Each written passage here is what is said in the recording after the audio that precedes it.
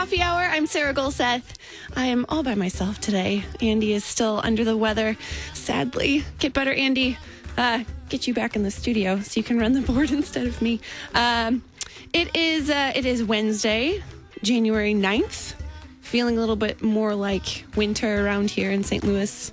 We have snow forecasted for this weekend, so that'll be exciting, I think. Thanks to our underwriters, Concordia University, Wisconsin, for your support of the Coffee Hour. You can find more about them at cuw.edu, or you can go to our website, kfuo.org, and look for them in the sponsor section.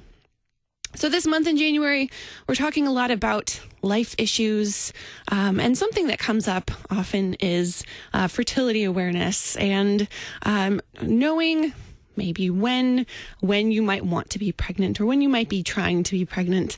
And there's different ways to know that. There's different ideas out there in the medical field.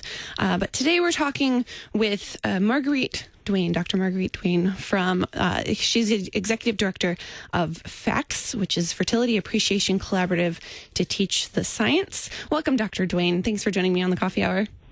Great. Thanks for having me this morning. Absolutely. Can you tell us a little bit about FAAFP and what FAAFP does?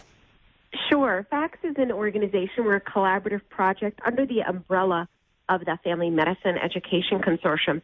And our mission is to educate current and future healthcare professionals, doctors, nurses, midwives, PAs, pharmacists, students, about the science supporting modern natural or fertility awareness-based methods and how these methods can be used by couples for family planning, whether their goal is to try to achieve pregnancy or prevent pregnancy without the use of hormones or devices, as well as for women individually who simply want to learn more to monitor their cycles and or to address common reproductive health concerns in a more holistic way that really seeks to get at the root cause of the issue and treat the root cause. So it's an organization I started back in 2010 with a fellow family physician, Dr. Bob Motley, in response to the fact that the overwhelming majority of students never learn anything about these methods in their medical education or training programs. Mm-hmm.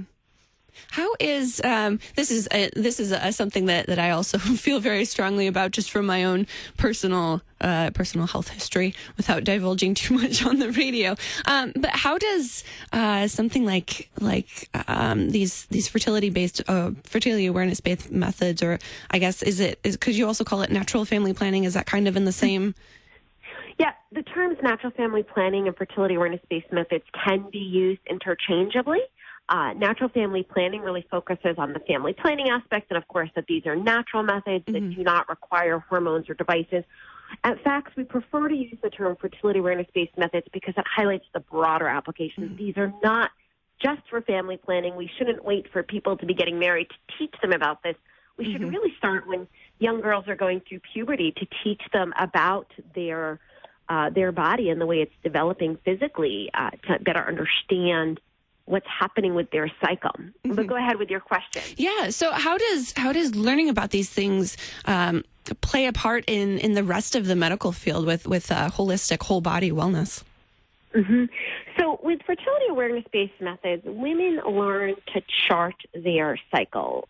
Many times we refer to it as the menstrual cycle, but that really highlights the period as the key event. When you're charting your cycle, though, using observable external biomarkers or signs that reflect the internal hormonal changes that are happening in your body. So there are a number of different methods: ovulation-based methods, cervical mucus methods, symptothermal methods.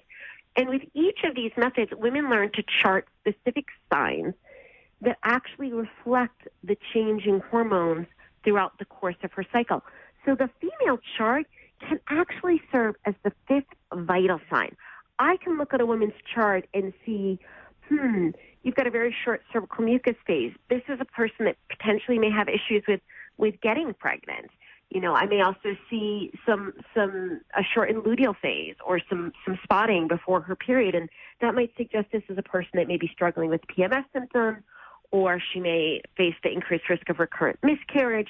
The beautiful thing about the female chart of a fertility awareness, using a fertility awareness-based method, is it does serve as a vital sign that reflects the intricate interplay, the beautiful orchestration of her hormones that occur each cycle. In the medical profession, though, we don't learn this. We learn, what's the quote-unquote normal cycle length, what's the normal menstrual cycle length, but we don't really understand or learn about the importance of cervical fluid secretion and the role that they play.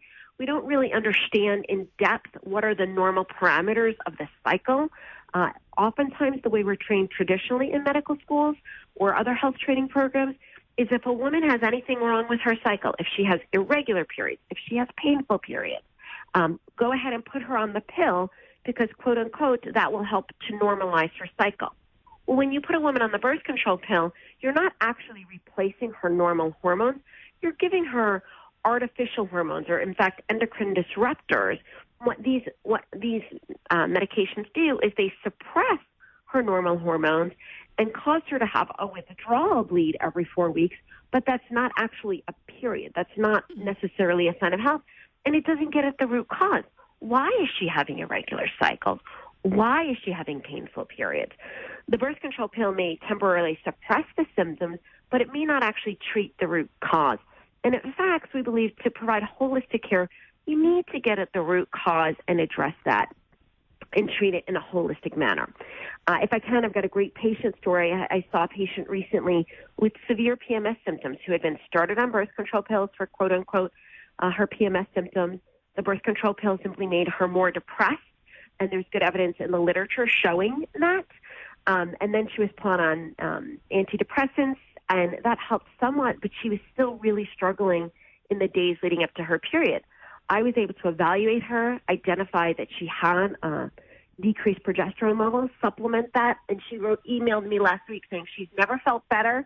She feels like a new person, and rather than exposing her to the harmful side effects of medications that she takes every day, I'm giving her what her body is lacking in the progesterone. So it's amazing. Mm-hmm. But medical professionals don't learn about that. And I'd love to talk about upcoming conferences we're going to do to try and address that knowledge gap.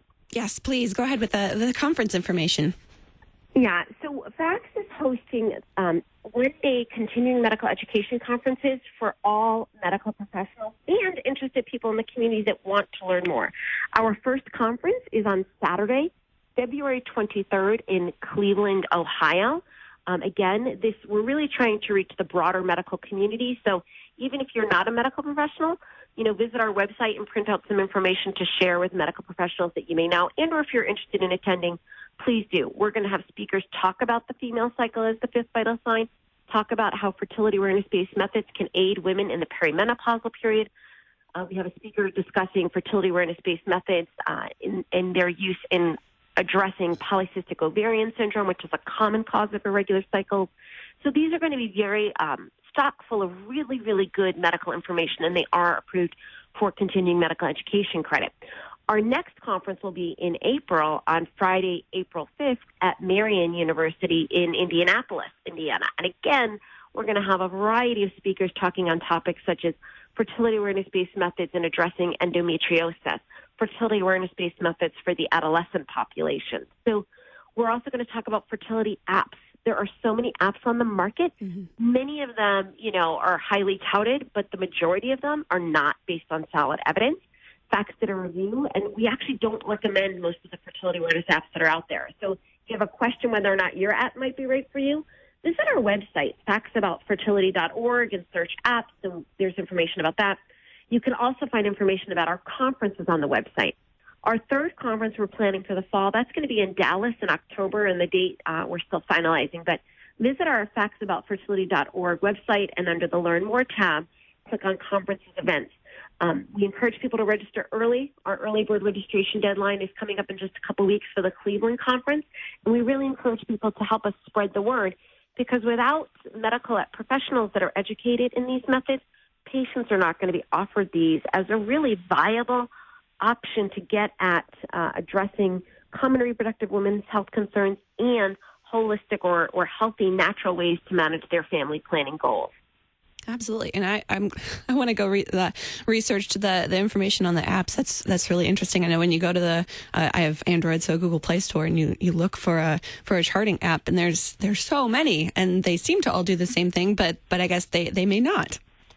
Right.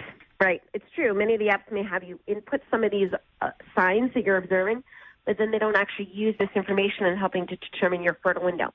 At FAAFPs, we believe the best way to learn a fertility awareness-based method is from a trained instructor. Whether you want to learn Billings or the Simple Thermo method or Creighton or Marquette, we encourage women to learn from trained instructors because the effectiveness of these methods have been shown in women or couples that learn how to use them from trained instructors, not necessarily from an app, certainly not from a book or a website. So at FAAFPs, we have links to the various teaching organizations. But one of our goals this year, if we can raise the funds, we'd like to develop a database of teachers of all of the various methods, as well as a database of medical professionals that actually offer and integrate these methods into practice. We are a very small nonprofit, part of the Family Medicine Education Consortium, so we can accept charitable donations, but our biggest challenge is raising the funds to accomplish all of the goals that we have. And we encourage people, if you do want to support our efforts, even if you can't come to our conference, to consider making a donation to sponsor a medical student to come to our conference. That would be a wonderful way to help ensure that this information is out there. You know, there's opportunities for $100 to sponsor a student to attend the conference, or to otherwise make a donation via the FAAFPs website to help support our work so we can make sure women, men, medical professionals all have the opportunity to learn more about the science supporting fertility awareness-based methods in their applications in women's health care. Absolutely. Dr. Marguerite Duane, Executive Director of FAAFPs, thanks so much for joining me today on the Coffee Hour. Great, thank you. You're listening to the Coffee Hour. I'm Sarah Golseth. We have more coming up.